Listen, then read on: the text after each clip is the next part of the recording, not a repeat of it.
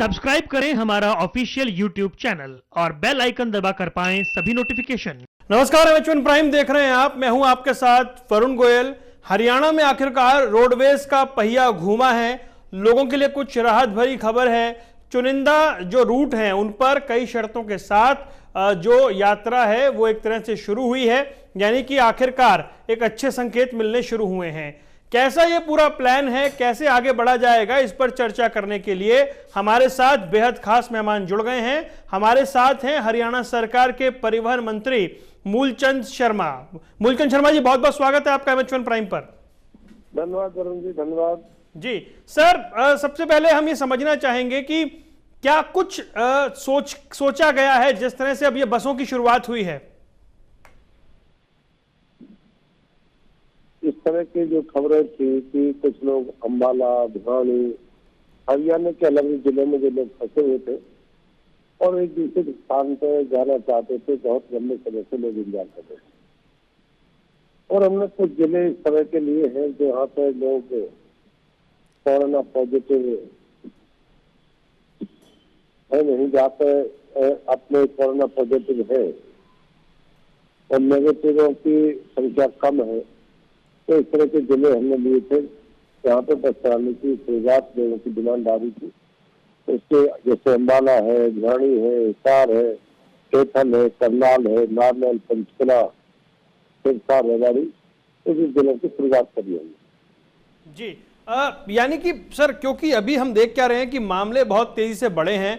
दूसरी ओर ये खबरें आई हैं कि अब धीरे धीरे हमें लॉकडाउन में ढील देनी होगी। ऐसे में ये जो रूट तय किए गए हैं, इसके बाद आगे क्या होगा? नहीं, शुरुआत करिए कि अगर लोग कोई जाना चाहते हैं ऑनलाइन अपनी टिकट बुक कराएं, ऑनलाइन पे टिकट बस स्टैंड पे जिस पे टिकट होगी वही लोग जाएंगे। धीरे धीरे शुरुआत करेंगे और लोगों की डिमांड के आधार पर हरियाणा रोडवेज अपना बस चलाने की शुरुआत जो की है उसको धीरे धीरे उसको बढ़ावा देंगे।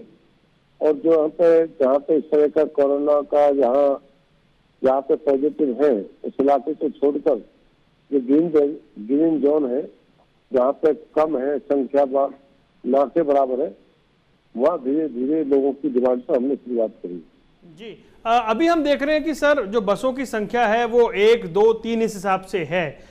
यानी कि ये माना जाए कि और अभी बहुत ज्यादा सफर करने वाले लोग भी नहीं हैं, लेकिन बिल्कुल क्या ऑनलाइन सिस्टम ही चलेगा, क्योंकि लोगों की आदत में शुमार नहीं है ऑनलाइन? नहीं, हालात है कि मैं लोगों की डिमांड पर जो लोग जाना चाहते हैं, कोई अंबाला से कुरुक्षेत्र आना चाहता है, कोई कुरुक्षेत्र से हिसार जाना चाहता है, वो ऑनलाइन बुकिंग इसलिए करने की आम लोगों के लिए हमने बसों को खोला। इससे नहीं है कि अगर हम टिकट पे काउंटर पर कर देंगे लोग भीड़ लगा देंगे और वहाँ इस समस्या को रोक नहीं पाएंगे। वही लोग जाएंगे जिन लोगों के पास टिकट होगी और जहाँ 52 सीटर बस है उसमें 30 लोग ही बैठ के जाएंगे, उसमें फेस मास्क होगा, सैनिटाइज होगा, अपना सारा बस में उसी हिसाब से उसको बैठने की व्यवस्था करी जाएगी। तो इसलिए क्या है कि हमने टिकटों का अभी चालू नहीं करा, तो टिकटों की व्यवस्था खराब हो जाएगी कि ऑनलाइन बुकिंग हमने अभी चालू करी है। जो लोग जरूर जाना चाहते हैं उनके डिमांड पर जी, जो लोग जाना चाहते हैं, जिन लोगों की डिमांड है उसी डिमांड पर हमने बसों की शुरुआत करी। जी सर, क्या सुनिश्चित किया गया है कि जो बसें हैं उनका सैनिटाइजेशन वक्त वक्त पर ये सारी चीजें होंगी? बिल्कुल, उनका टेम्परेचर भी होगा, उनकी डॉक्टरी भी होगी, उनको पहले बुला के डॉक्टरी चेक कराएंगे, टेम्परेचर चेक करेंगे, सारी सुविधा के साथ हम बस स्टैंड में लेने के बाद बस में बैठाएंगे और बस उसमें जाके अपने बस स्टैंड पे जाके वहाँ ड्रॉप करेगी। इस तरह से हमने पूरा रखा है जी, यानी कि थर्मल स्क्रीनिंग के बाद ही बस में चढ़ने दिया जाएगा? बिल्कुल बिल्कुल।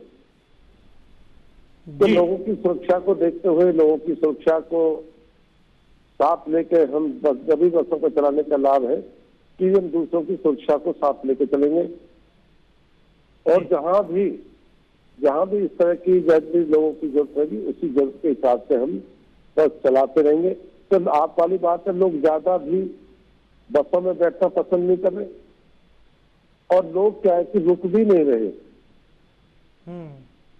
ये हालात है इस तरह से, जहाँ से डिमांड आते हैं वहां से चालू करते रहेंगे। जी, जो हरियाणा की जनता आपको अभी सुन रही है सर, मतलब ये स्पष्ट है कि चेहरे पर मास्क होगा तभी बस में चढ़ने दिया जाएगा? बिल्कुल, चेहरे पे मास्क होगा, अपना चेकअप होगा पूरा।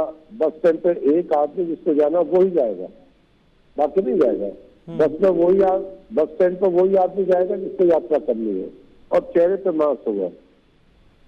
जी सर, ये एक सवाल और बड़ा महत्वपूर्ण यहाँ पर उठ रहा है कि जब नई दिल्ली से ट्रेनें चली 15 जगहों के लिए, तो वो लोग जो गुरुग्राम में रहते हैं, फरीदाबाद में रहते हैं या आसपास रहते हैं, वो दिल्ली कैसे पहुंचे, उसको लेकर बहुत सवाल हमसे पूछे गए हैं। ये बिल्कुल ठीक है। और जिस तरह के जो लोगों की डिमांड पर, जैसे लोगों ने डिमांड करी है कि हम रेल उतारते हैं, हम रेल में दिल्ली उतारते हैं, दिल्ली से जाते हैं, कैसे जाएं, इसकी भी लॉकडाउन के बाद जो लोगों ने अपील करी है हरियाणा सरकार को, और सरकार इसके बारे में भी निर्णय लेगी। जो लोग रेलों पर उतरते हैं, बाहर से आते हैं, जो रेलों में अपने हरियाणा में जाना चाहते हैं, गुड़गांव, फरीदाबाद, सोनीपत या किसी दूसरे क्षेत्र में जाना चाहते हैं, उनकी व्यवस्था करने का कि लोग जाए किससे। रेल ने उतार दिया, रेल ने उनको स्टेशन उतार दिया, जाने की व्यवस्था। ऐसे भी जब रेल आएगी, हम वहां से भी इस तरह का प्रयास करेंगे कि हरियाणा रोडवेज की बस लोगों की डिमांड पर वहां से भी उनके वहां पहुंचाने का काम करेंगे।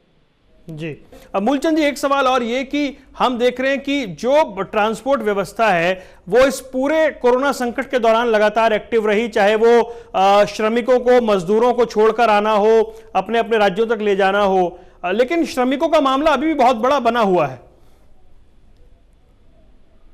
हरियाणा प्रदेश में गुड़गांव, फरीदाबाद और हमारा जितना भी और जिले हैं, झज्जर है, सोनीपत है, करनाल है, अम्बाला है, ये सारे भारत के लोग अपने हरियाणा में रहते हैं और मजदूरी करते हैं।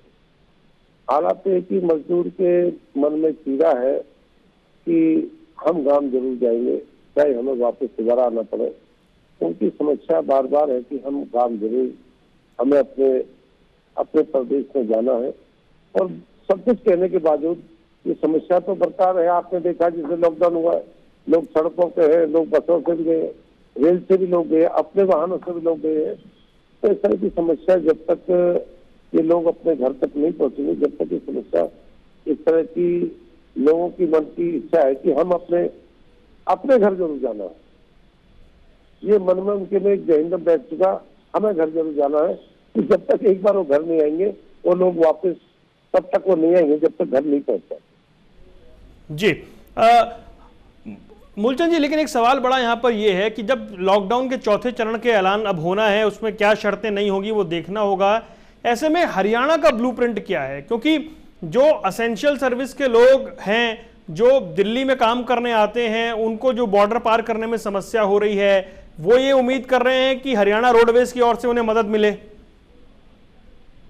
नहीं, जो दिल्ली में हमारे हरियाणा के लोग हैं, उनकी डिमांड बार बार आ रही है कि हमें दिल्ली से निकाला जाए, हम हरियाणा में वापस जाना चाहते हैं, अपने घर वापस जाना चाहते हैं। जैसे रेल आती है बाहर से, हम रेल नई दिल्ली, पुरानी दिल्ली पर उतार देते हैं, हम कैसे हरियाणा पहुंचे।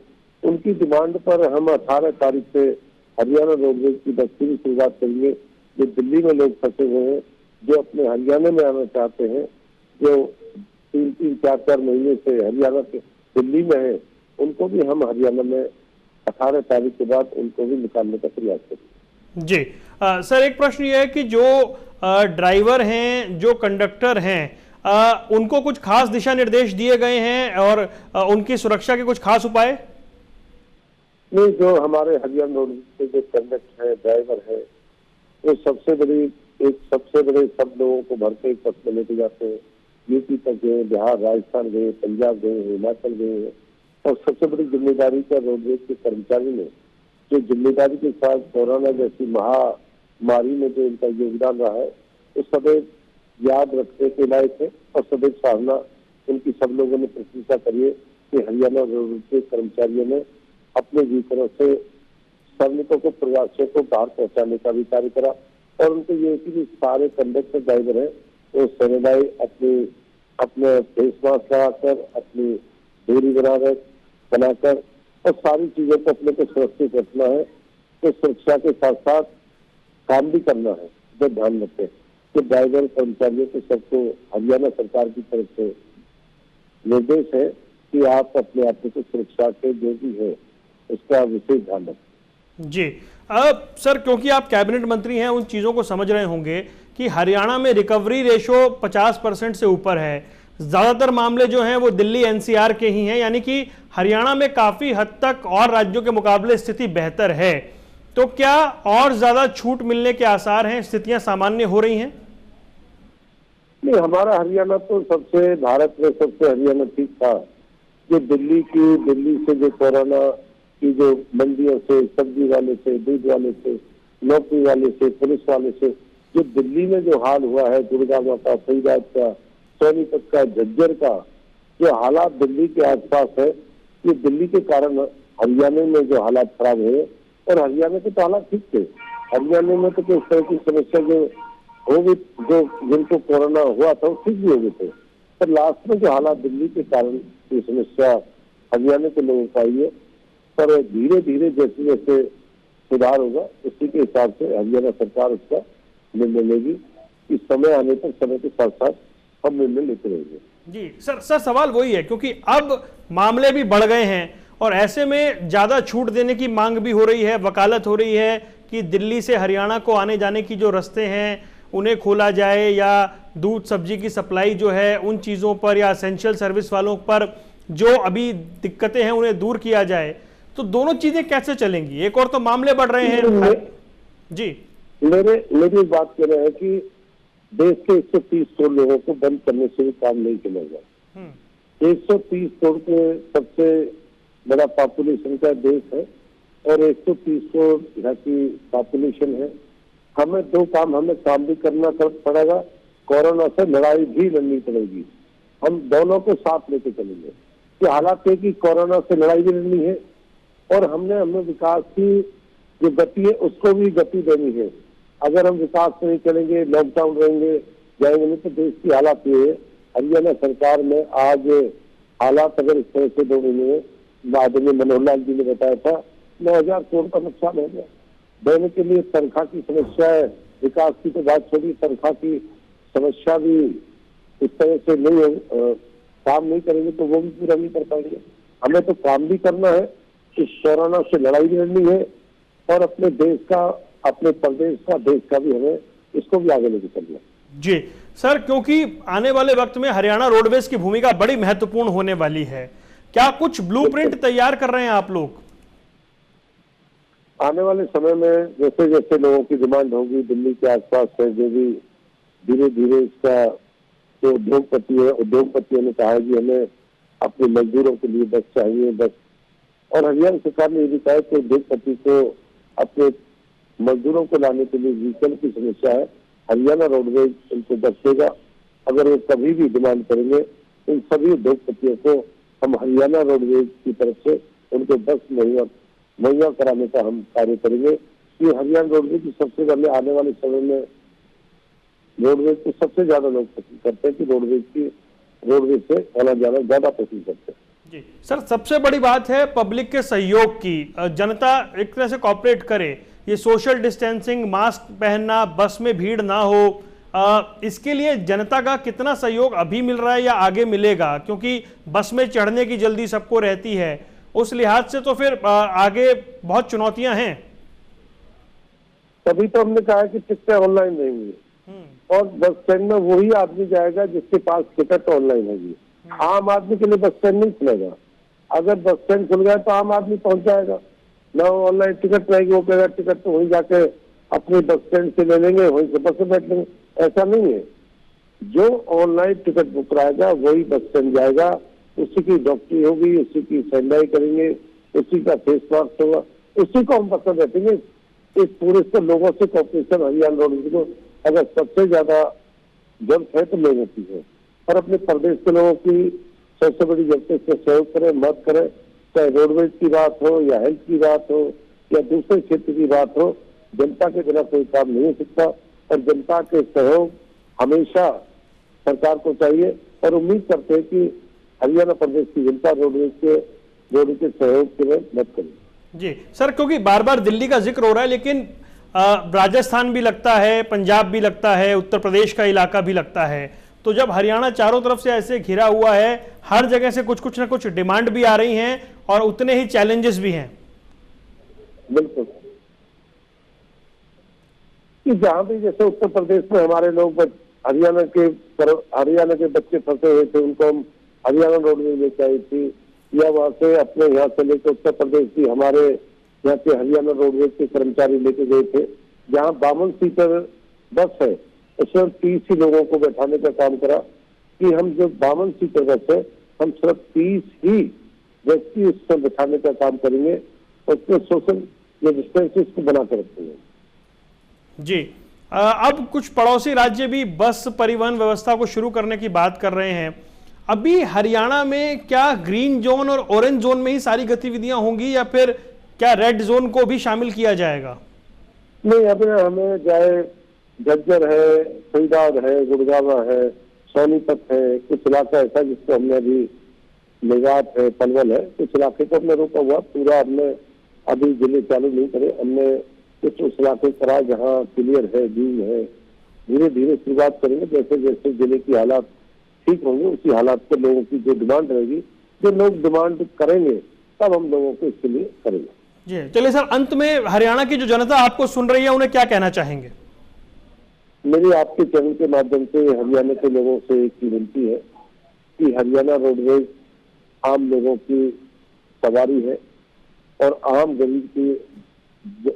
गरीब का वाहन है, इसमें सहयोग करें और कोरोना से बचाव करें। और जो भी हरियाणा रोडवेज है, हरियाणा सरकार है, वो आपको सहयोग करेगी, आप लोगों के बीच में रहेगी।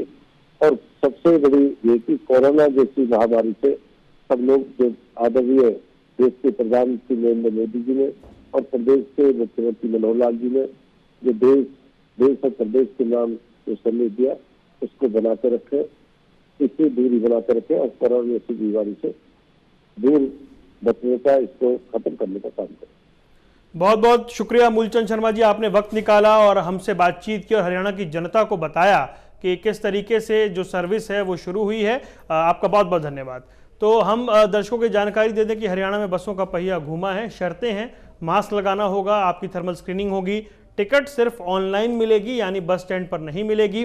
जिसके पास टिकट है वो ही जा सकता है और बहुत चुनिंदा रूट्स पर अभी इसकी शुरुआत हुई है।